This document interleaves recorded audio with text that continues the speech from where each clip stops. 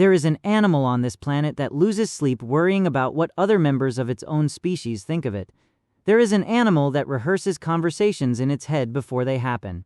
There is an animal that lies awake at 3 in the morning replaying a moment from 6 years ago, convinced it said the wrong thing, and that somewhere, somehow, someone still remembers. That animal is you, and no other creature on Earth does this. Not one. The question is not whether this is strange. The question is when it started and what it tells you about the most dangerous thing your brain ever learned to do. Go back, not to ancient Rome, not to the first cities.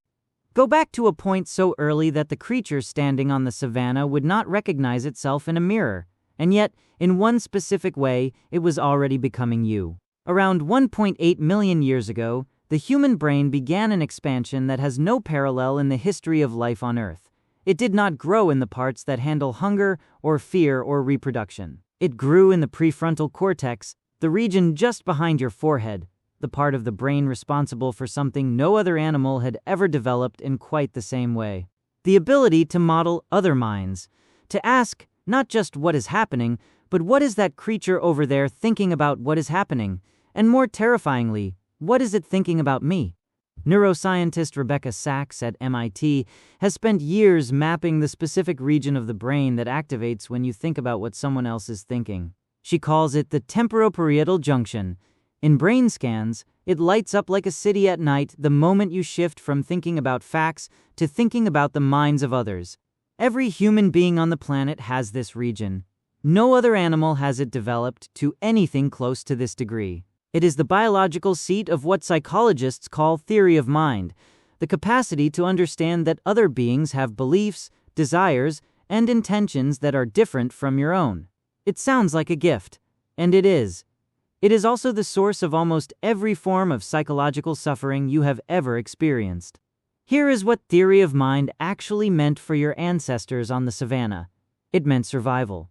If you could model the mind of a rival, you could predict betrayal before it happened. If you could read the intentions of a stranger, you could decide whether to fight or flee before the first blow landed. If you could understand what the group was thinking about you could manage your reputation. And reputation, in a small tribal group of 50 to 150 people with no courts, no laws, and no police, was not a social nicety. It was survival currency. Being cast out of the group meant death, starvation, exposure, predation. The ancestors who were best at reading the social landscape, who were most attuned to what the group thought of them, who lost sleep over a single wrong word at the wrong moment, those ancestors survived. They passed their hypervigilant social brains down to their children, and their children passed them to theirs. You are the descendant of the ones who were most afraid of what other people thought of them. That fear did not feel like fear, it felt like wisdom. But something happened along the way that no evolutionary pressure could have anticipated. The social group got bigger, then it got invisible, then it got infinite. Anthropologist Robin Dunbar proposed that the human brain evolved to track roughly 150 meaningful social relationships at once, a number now called Dunbar's number, tied directly to the size of the neocortex relative to the rest of the brain. For hundreds of thousands of years, that limit matched reality. Your tribe had maybe 50 to 150 people. You knew all of them. You knew who liked you. You knew who was watching. The social surveillance your brain ran constantly was calibrated for a world that size. And then, in an evolutionary eye blink, everything changed. Cities arrived, then nations, then the printing press put your name in front of strangers you would never meet, then radio, then television. Then the internet handed your face and your words and your worst moments to a theoretically unlimited audience of strangers, and your brain, still running the same social software it ran on the savannah 200,000 years ago, had absolutely no framework for what that meant. It only knew one thing. People are watching, and if people are watching, your survival might depend on what they think. So it did what it always does. It activated the system. The ancient hair-trigger, never-switch-off social monitoring system that made your ancestors the most socially intelligent creatures on the planet. The system that, in a world of 150 people, kept them alive. The system that, in a world of 8 billion strangers and infinite digital audiences, is quietly making an entire species afraid of itself. Psychologist Mark Leary at Duke University spent decades studying what he called the sociometer, an internal gauge your brain runs at all times, measuring your perceived standing in the eyes of others. Leary argued that self-esteem is not a measure of how good you feel about yourself in isolation. It is a real-time readout of how accepted you believe you are by the people around you. When your sociometer reads high, you feel confident, open, generous. When it drops, when you sense rejection, judgment, or social exclusion, you feel it as physical pain. Brain imaging studies have confirmed this. The same neural circuits that process physical pain activate when you experience social rejection. Being left out of a group chat and breaking your arm are processed in overlapping regions of your brain. That is not a metaphor. That is anatomy. And it explains something you have probably wondered about yourself: why a comment from a stranger online can ruin your entire day, while a broken bone heals and you forget about it. Your brain is not confused. Your brain is doing exactly what it was built to do. It just built to do it in a world that no longer exists. Here is where it gets stranger still. The same capacity that makes you afraid of other people is the capacity that makes you capable of empathy, of art, of moral reasoning, of love. Theory of mind is the engine beneath all of it. When you feel moved by a story, you are using your temporoparietal junction to simulate the inner life of a character who does not exist. When you feel guilt, you are modeling how your actions look through the eyes of someone you care about. When you fall in love, a significant part of what you are experiencing is the intoxicating feeling of being fully seen and fully accepted by another mind, your sociometer reading as high as it has ever gone.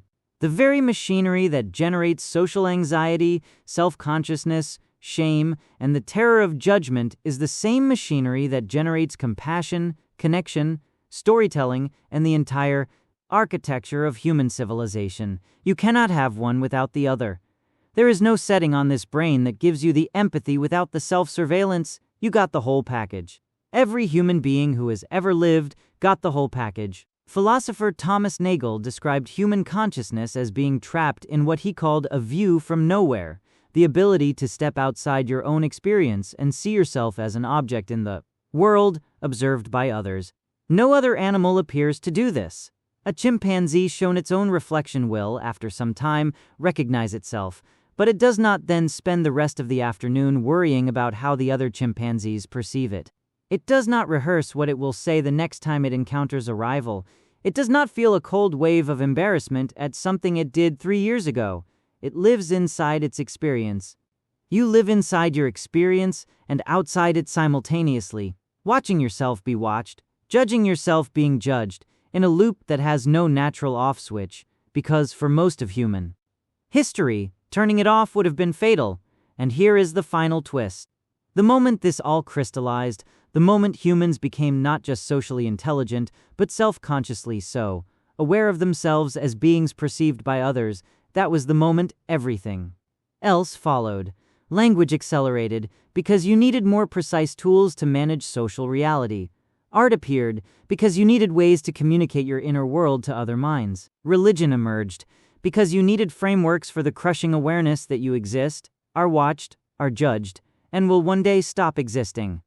Every system of morality, every legal code, every cultural ritual is, at its core, a response to the same terrifying discovery your ancestors made somewhere on the long road to becoming human. That you are visible, that you can be seen, that your behavior is being evaluated by minds as complex and calculating as your own. That is not a burden civilization placed on you. That is the thing that made civilization possible in the first place. So the next time you lie awake replaying a conversation, or feel a flush of shame at a memory you cannot shake, or rehearse what you are going to say before you say it, notice what is happening. That is not weakness. That is not anxiety disorder. That is the most sophisticated social monitoring system ever produced by 4 billion years of biological evolution, running exactly as designed, in a body that was built for a world of 150 people and woke up one day in a world of 8 billion. You are not broken. You are the animal that became aware of itself, and you have been trying to figure out what to do about that ever since.